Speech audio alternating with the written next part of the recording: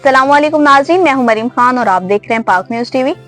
खबर शामिल करते हैं लाहौर से। हमारी नुमाइंदा शहजादी नौरीन की रिपोर्ट के मुताबिक लतीफ पार शादरा टाउन लाहौर 4 मार्च बरोज मंगल को अल वहाब वेलफेयर ट्रस्ट के जेर एहतमाम एक रोजा फ्री आई कैंप का एहतमाम किया गया, जिसमें लाहौर यूनिवर्सिटी के माहिर डॉक्टरों ने मरीजों का मुआयना किया। प्रोफेसर अमीर मरकजी जमीयत अहले हदीस हजरत मौलाना अब्दुल वहाब सिद्दीकी की काविश से लाहौर के मुस्तहिक और गरीब आवाम का चेकअप और फ्री मेडिसिन दी गई।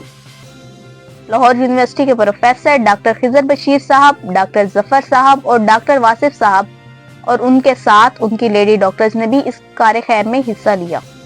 कैंप सुपरवाइजर मोहम्मद नवीद और मोहम्मद इकबाल खान बलोच, इंचार्ज पाक न्यूज टीवी।